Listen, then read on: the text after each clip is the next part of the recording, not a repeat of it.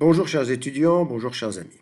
Alors cette diapo du jour est consacrée à ce qui se passe dans les hôpitaux et notamment les services de réanimation, car il me semble que on raisonne mal et surtout on s'angoisse peut-être de manière un peu trop forte parce qu'on a une conception de l'hôpital qui tient plus lieu du réservoir que du tunnel. Alors je vais expliquer ces deux concepts et pourquoi on peut se rassurer un peu.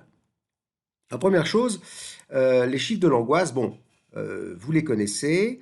Les personnes affectées, ça n'a aucun sens, parce que ça dépend du nombre de personnes testées. Par contre, le point factuel quotidien du 27 mars, hein, de hier, nombre d'hospitalisations 15 732, nombre d'hospitalisations en réanimation 3 787, soit 25%. Alors, euh, ce qui euh, la principale crainte, c'est la saturation des places en réanimation. On ne va plus avoir de place en réanimation et on ne pourra donc plus soigner les gens, hein. Le SALU s'est disposé d'une place en réanimation pour être sauvé. On annonce régulièrement que les hôpitaux dans lesquels il n'y a plus de place, Mulhouse, Strasbourg, Bobigny, etc., ça y est, c'est plein. Et du coup, on a l'impression que les hôpitaux se remplissent tous et que cela va déborder. Face à ça, la stratégie qui est mise en place, elle est en trois temps, hein. La première chose, c'est il faut un confinement fort pour que les gens restent à domicile, qu'on baisse le nombre d'hospitalisations et bien sûr aussi le nombre de contaminations. Et la deuxième stratégie, c'est un traitement court, et c'est éviter que les hospitalisés passent en réanimation et répartir ensuite tous les malades dans tous les hôpitaux au niveau de la France. Vous voyez ici, si j'ai trois hôpitaux, qu'il y en a deux pleins occupés, alors c'est catastrophique. L'idée, c'est de déverser dans l'hôpital où il y a encore des places pour avoir ici une situation où, dans chaque hôpital, on a quelques marges logistiques minimales.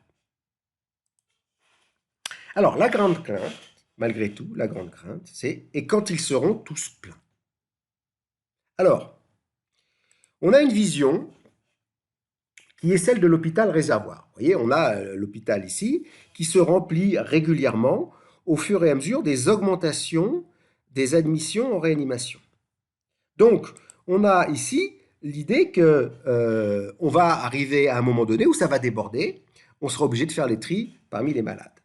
Par exemple, ici, vous voyez, si actuellement il y a 3750 personnes en réanimation, si on considère une capacité totale de 10 000 en France, on voit qu'à raison de 450 jours d'admission en réanimation, dans 12 jours, tout est plein partout. Euh, je pense que cette vision, c'est celle-là qui nous angoisse et qu'elle est liée en fait à une vision tronquée de la réalité, une surangoisse inutile. Pourquoi? Cette mauvaise vision des choses, elle provient du fait qu'on regarde l'hôpital comme un réservoir, alors qu'en fait, c'est plutôt un tunnel. Vous voyez qu'ici, l'augmentation des admissions en réanimation peut être compensée par les sorties de réanimation.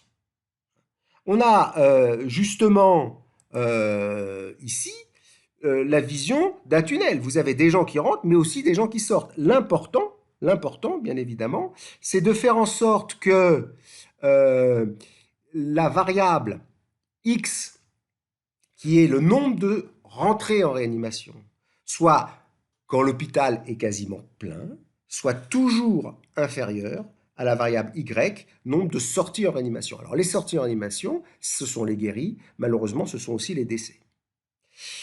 Actuellement, on ne communique que sur la variable X, on dit peu de choses sur la variable Y, mais elle reste inférieure, ouais, elle reste supérieure à la variable X pour l'instant. Le troisième paramètre, après ces deux variables qu'il faut regarder pour comprendre la situation, c'est la durée des gens qui restent en réanimation. Prenons ici l'exemple d'une hausse du nombre d'admissions en réanimation de 1000. On voit que les gens arrivent ici, premier jour, et puis on suppose qu'au bout de 10 jours, ils sortent. Si la durée moyenne d'hospitalisation est de 10 jours, avec 1000 sorties par jour, on peut encaisser des admissions de 1000. Si jamais, par malheur, on a eu un doublement des admissions en réanimation, alors effectivement, soit l'hôpital va être complètement débordé, soit, si jamais on arrive à réduire la durée moyenne d'hospitalisation, avec les mêmes capacités, c'est-à-dire 10 000 lits en réanimation, on va pouvoir absorber 2000 entrées en réanimation par jour. Donc, pour terminer, les trois valeurs et les seules qu'il faudrait surveiller, ce sont les entrées en réanimation sur l'ensemble du territoire, ce sont les sorties de réanimation sur l'ensemble du territoire, et c'est dès la durée moyenne de séjour en réanimation, d'où l'intérêt de trouver des traitements qui au moins réduisent cette durée de séjour pour, étant donné notre capacité de 10 000, faire face aux entrées en réanimation qui vont augmenter. J'espère que je vous ai un peu rassuré et je vous souhaite une bonne